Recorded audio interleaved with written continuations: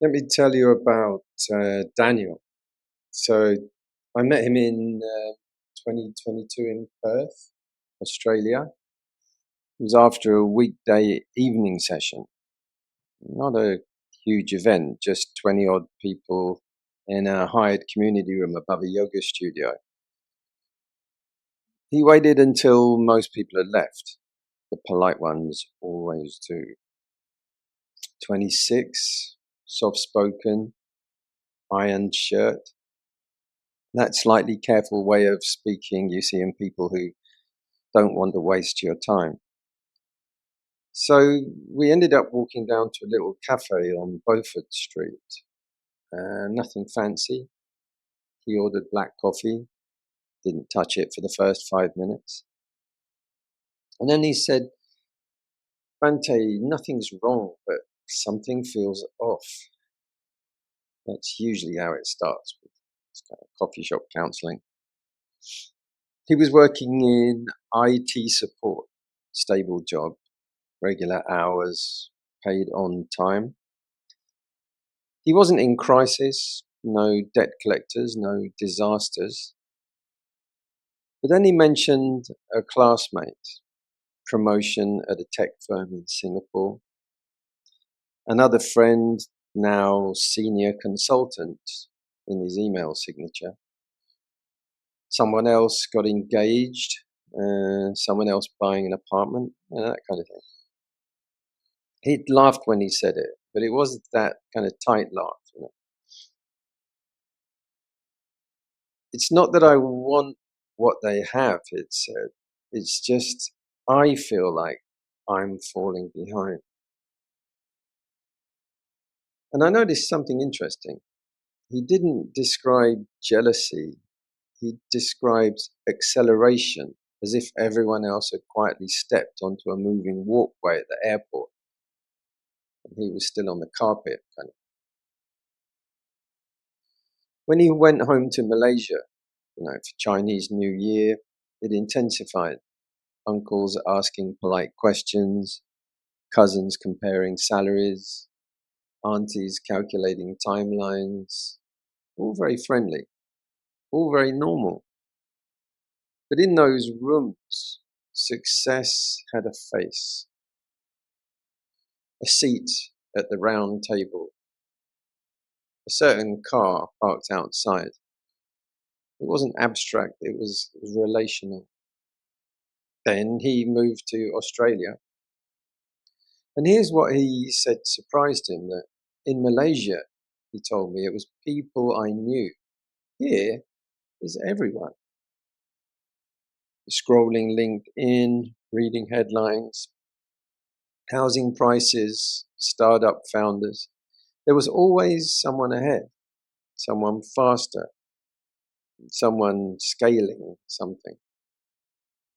He said, it's like there's no finish line. There's just more and more and more runners. And the comparison wasn't loud, it was subtle. Half-second pause when someone mentioned their job.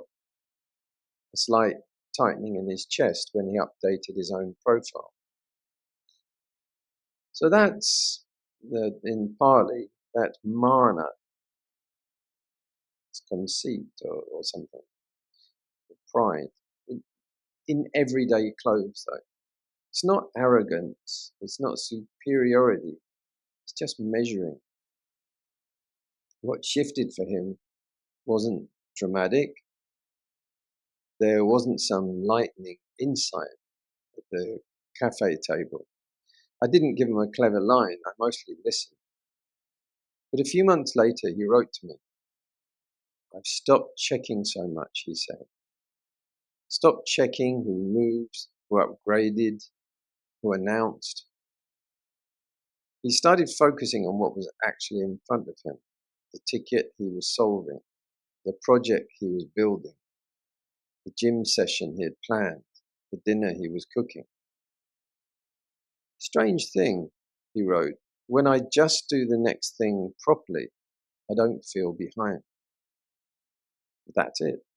He didn't conquer comparison. He didn't outgrow ambition. He just stopped feeding the measuring habit.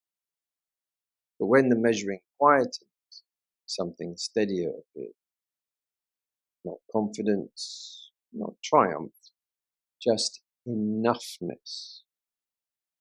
And that's where the heat cooled. Not because he won, but because he stopped racing ghosts.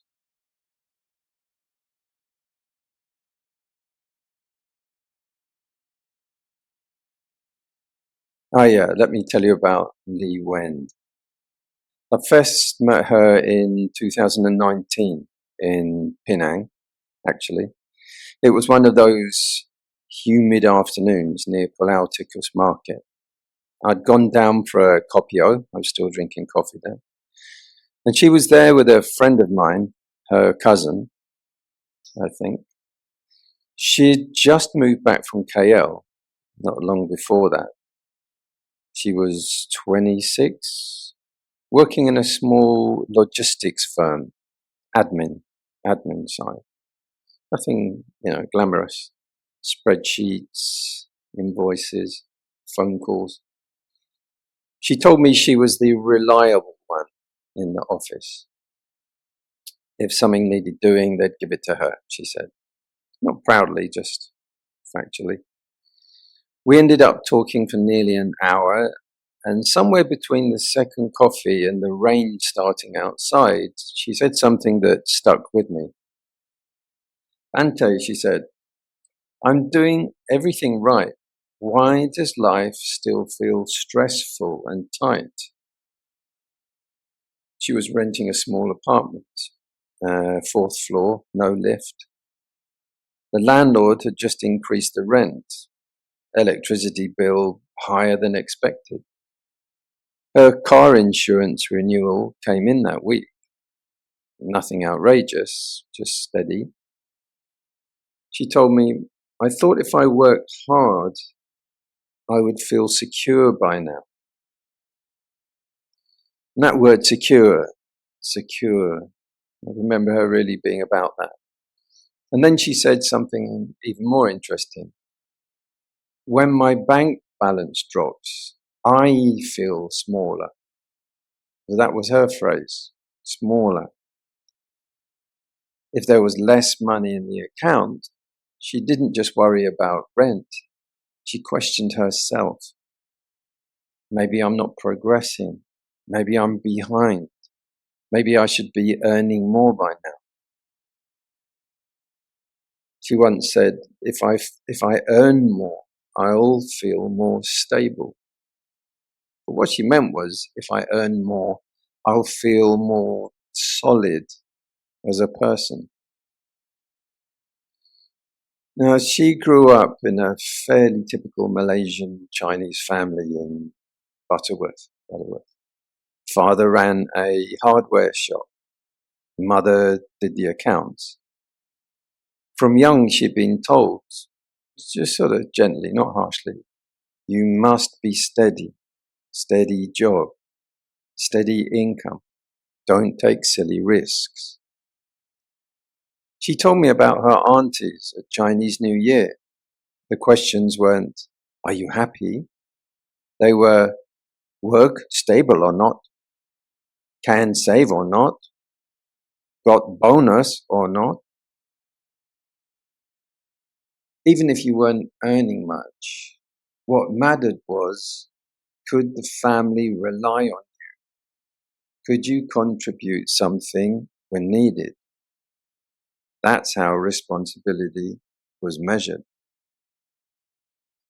Then she moved to Melbourne, Australia, for a couple of years.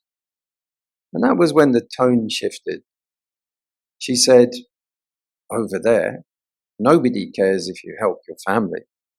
They just care if you stand on your own.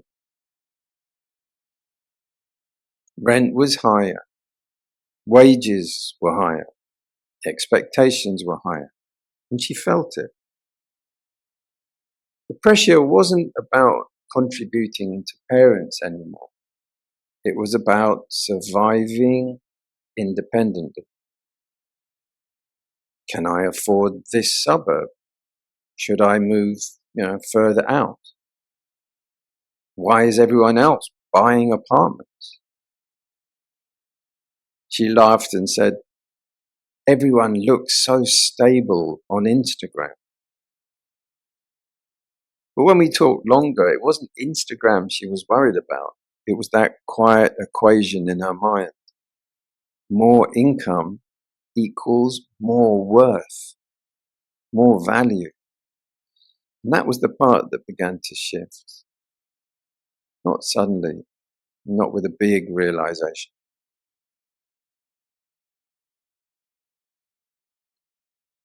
That was the beginning of steadiness for her. I remember the way she said it. Not triumphant, not defeated, just clearer, like someone who had finally put down a heavy bag she didn't realize she'd been carrying. She laughed a little when she said it. She said, the numbers are still the numbers, she told me. Rent's still rent. Groceries are still ridiculous.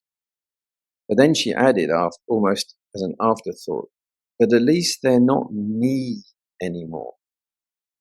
That was the shift. Her pay didn't suddenly double. The bills didn't apologize and shrink, but the edge went out of it. She still worked hard. She still cared. She still wanted to build something. But she wasn't grading her existence every time she checked her balance. And I remember walking away from that conversation thinking, that's maturity. It's not giving up. It's just a quieter relationship with the whole thing. It's not indifference. Because sometimes stability doesn't arrive when the income goes up. Sometimes it arrives when you stop asking money to tell you who you are.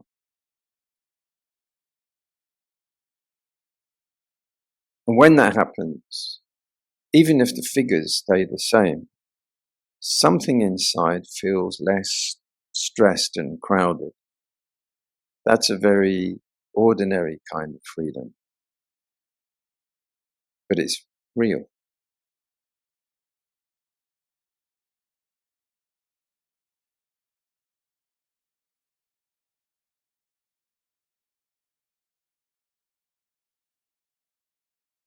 Yeah.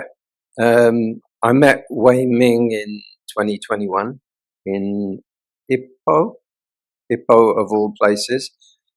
I was there for a small weekend program, and he came up after the talk. Mid-40s, quiet, well-dressed. The sort of man who looks dependable even before he speaks. We sat outside a kopitiam the next morning. Teh tarik, plastic chairs, ceiling fan that made more noise than breeze.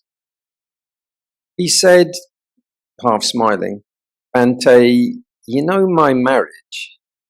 I think I've run out of conversation with my wife. That was how he put it. He'd been married nearly 20 years, 2 teenage children. He managed operations for a medium-sized manufacturing company in Penang. Left home at 7:15 every morning, home around 7:30 at night. From the outside, like nothing was wrong. There's no scandal, no explosions, no crisis.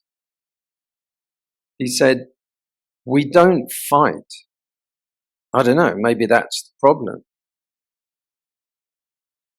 He described to me evenings at home, dinner, television on, discussion about school fees, petrol prices, whether the washing machine needed replacing.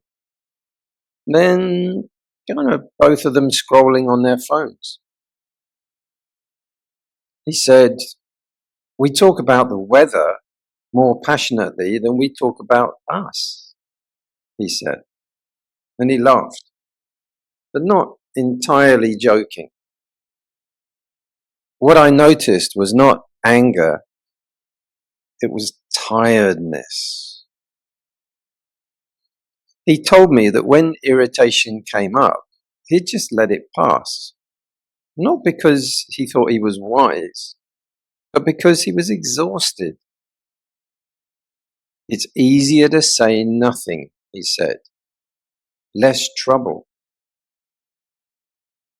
Over time, he found himself nodding instead of responding, agreeing instead of engaging, staying late at work some evenings, not because he had to, but because the warehouse felt simpler than the dining table. He once said to me, "We've become very polite roommates." Now, in the world he grew up in, small town Perak, fairly traditional family, marriage wasn't talked about in terms of happiness. It was talked about in terms of staying, enduring, maintaining. His parents never discussed emotional fulfillment. They discussed responsibility. My father never once asked my mother if she felt heard, he said. They just stayed married. Then he looked at me and said, "Over here, everyone talks about, communication workshops." He wasn't mocking it. He just felt caught between two frames. In one world, you endure quietly. In another, you're expected to keep the relationship alive, expressive, emotionally satisfying. Neither felt entirely wrong to him. Neither felt easy. The heat did rise a little when he admitted something softer. "Sometimes I don't know what I'm supposed to feel," he said. "I'm not unhappy. I'm just flat." And then after a pause, "I don't want to leave. I just don't know how to stay properly." That was the honest part. There wasn't a dramatic turning point. No kind of grand confrontation at the kitchen table. What shifted was smaller. He told me later that he decided to do one simple thing. Stay in the conversation 10 minutes longer. Ask one real question before retreating. Sit at the table without the television on, even if the silence felt awkward.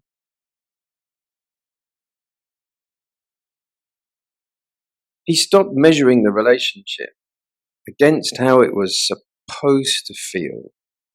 He stopped asking, "Is this exciting enough? Is this meaningful enough?" He started asking, "Can I remain present here, even if it's ordinary?" Patience entered quietly. Not resignation, not indifference. Just less pressure to fix everything immediately. He said to me once, "When I stopped trying to make it feel alive, it started breathing again." That was the shift. Not fireworks, not transformation, just steadiness. Sometimes relationships don't need to be improved. Sometimes they need room. And sometimes staying without any tricks, without constant evaluation, is its own quiet form of care.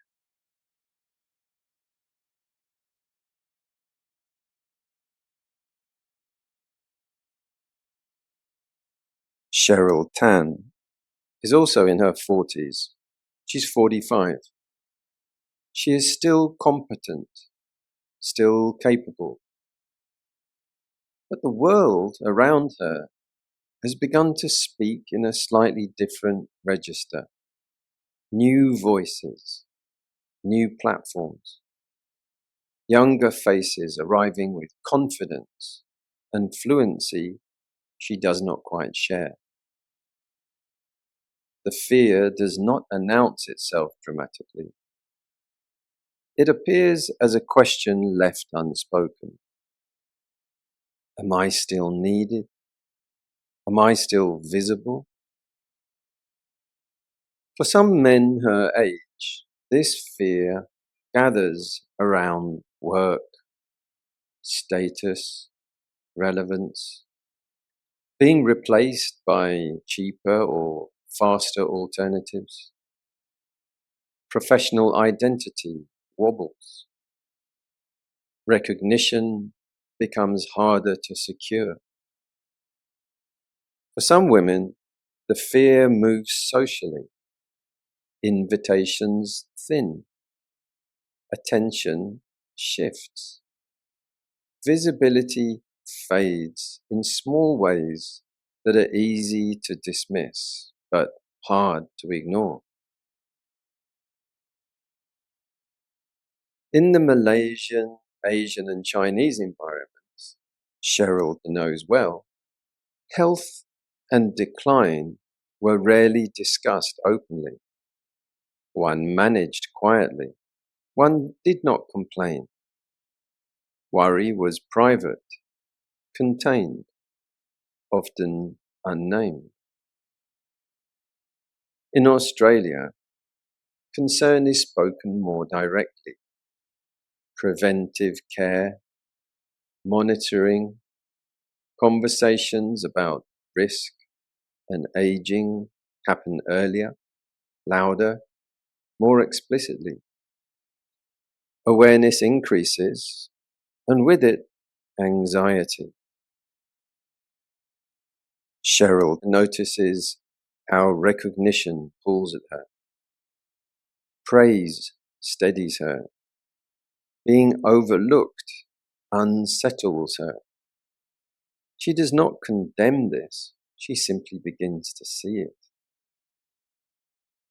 The shift is subtle. She practices valuing understanding over attention, contribution over acknowledgement. She continues to act well, whether noticed or not. The fear does not vanish, but it loosens its grip. Relevance is no longer something to chase. What remains is a quieter confidence, not built on being seen, but on knowing what one is doing and why.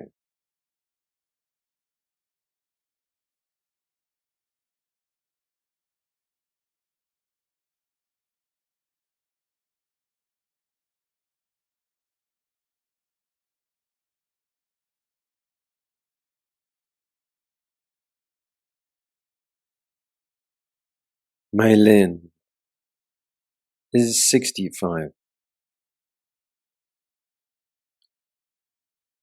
She notices that fewer people ask her opinion now. Conversations move around her rather than towards her. In shops, in family gatherings, in public spaces. Her presence registers less clearly than it once did. At first, this felt like loss. She had spent decades being useful, organizing, smoothing, anticipating what others needed. When that usefulness faded, something else faded with it. Over time, a quieter adjustment took place. Without quite deciding to, Mei Lin stopped competing for attention.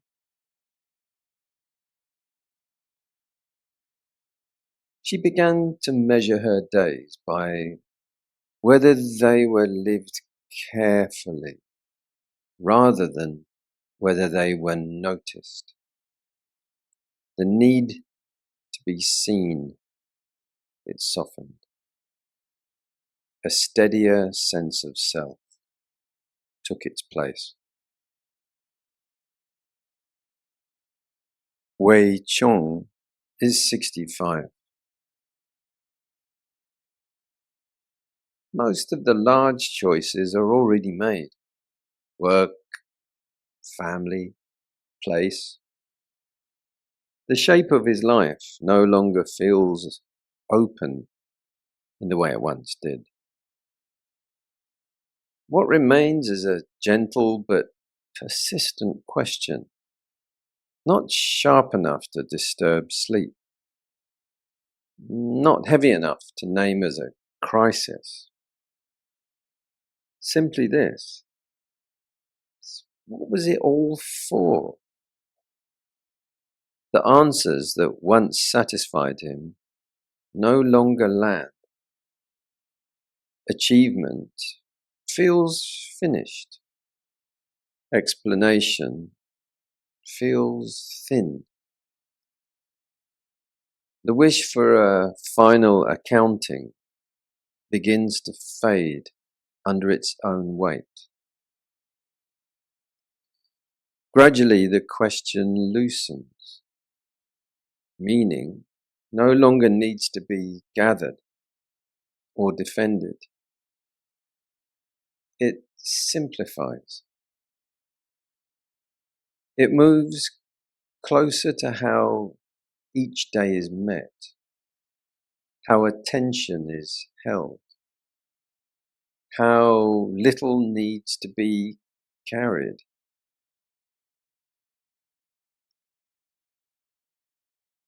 Let meaning simplify. Nothing resolves, nothing needs to. Meaning becomes smaller, nearer, and easier to live with. No longer a conclusion to reach, but a way of standing in what remains.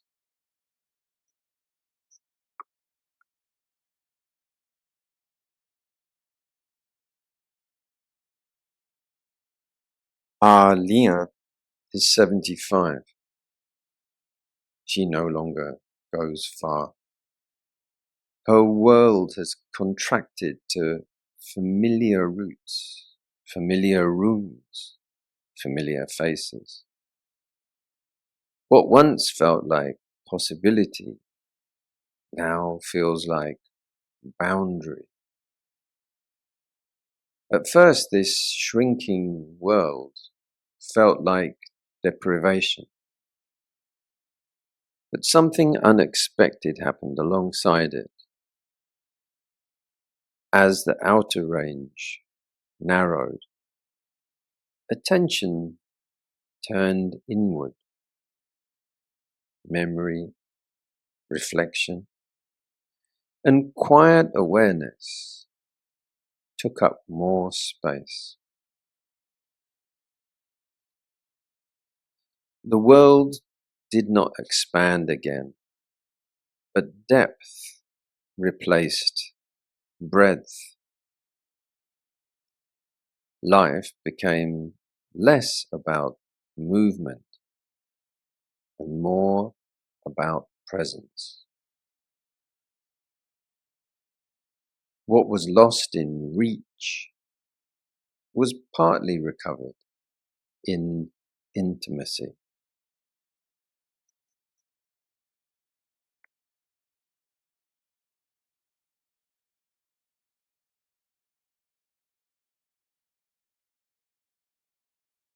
Thomas worries about becoming a burden.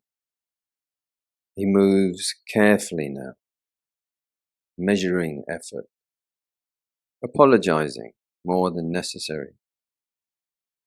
Help, when offered, is accepted reluctantly.